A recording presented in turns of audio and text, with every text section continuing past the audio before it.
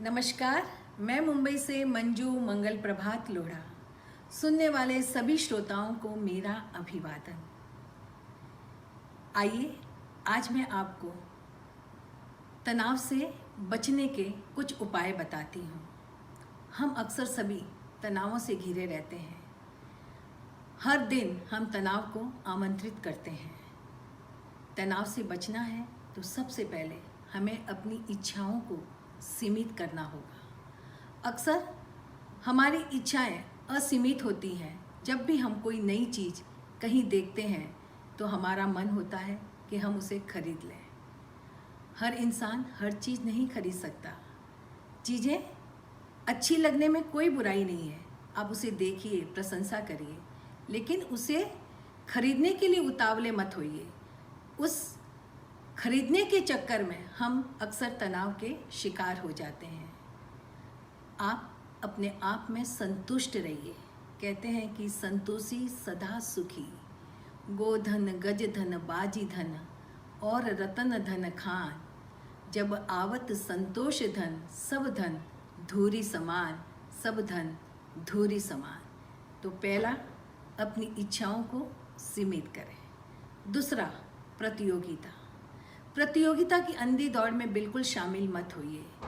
उसके पास ये है तो मुझे भी वो चाहिए। भला उसके पास BMW क्यों है और मेरे पास मारुति क्यों है।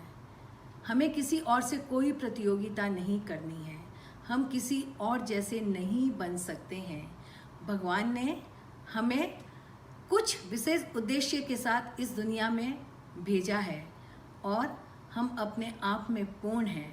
इसलिए स्वयं पर गर्व करें और जो आपके पास है, जैसा है, उसके साथ में आप आगे बढ़िए।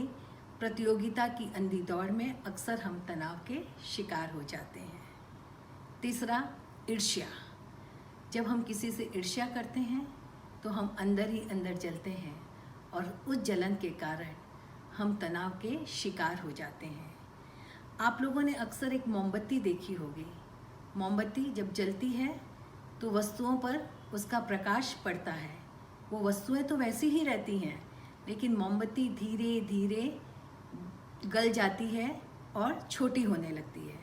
मोमबत्ती तो प्रकाश देती है, इसलिए वो एक अच्छा कार्य करके गल रही है, लेकिन हम तो ईर्ष्या की आग में जल रहे हैं और जिसके प्रति हमारे अंदर जलन है उस व्यक्ति का कुछ नहीं बिगड़ेगा, वो तो वैसा ही रहेगा।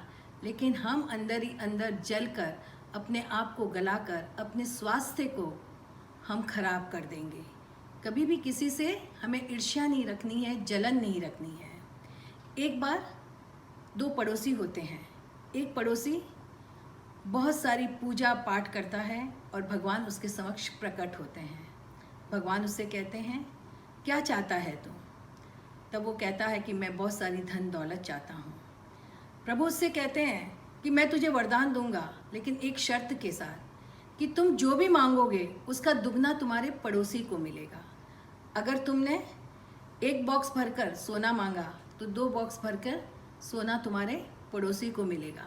तुमने 2 गाड़ी मांगी तो 4 गाड़ी तुम्हारे पड़ोसी को मिलेंगी। ये सुनकर वो ईर्ष्या से भर उठता है और बिना सोचे समझे भगवान से कह देता है, मेरी एक आंख फोड़ दो। वो चाहता है कि उसकी एक आंख फूटेगी तो पड़ोसी की 2 आंखें फूटेंगी, लेकिन उसकी 2 आंखें फोड़ने के चक्कर में वो अपनी स्वयं की एक आंख गंवा रहा है। आंख संसार की सबसे बड़ी नेमत होती है और इस ईर्ष्या के मारे वो ये सोच ही नहीं पा रहा है कि वो अपनी कितनी अनमोल चीज़ गंवा रहा है।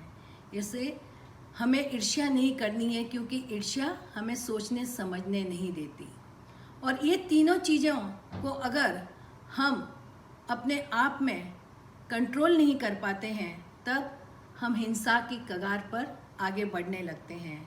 और हिंसा जो है वो हमारे जीवन को एक अलग मोड़ पर ले जाती है, जहाँ हम और हमारा परिवार सब तहस नहस हो जाते हैं। इसलिए तो कहते हैं कि अपने विचारों पर नज़र रखो, वो तुम्हारे शब्द बन जाते हैं। अपने शब्दों पर नज़र बनो, वो तुम्हारे कार्य बन जाते हैं। अपने कार्य पर नज़र रखो, वो तुम्हारी आदत बन जाती है। अपनी आदत पर नज़र रखो, वो तुम्हारा चरित्र बन जाता है, और अपने चरित्र पर नज़र रखो, वह तुम्हारी नियति बन जाती है। अपने जीवन को संवारना और बिगाड़ना हमारे हाथ में है, इसलिए अपने जीवन को हमें सही ढंग से जीना है और तनावों से मुक्त होना है। और जब हम तनाव से मुक्त रहेंगे तो हमारा मस्तिष्क भी सही सोचेगा, सही समझेगा, और हम अपने जीवन को अच्छी दिशा में आगे बढ़ा सकेंगे। इसलिए कोशिश करें कि हम इन सब चीज़ों से मुक्त हो जाएं। नमस्कार।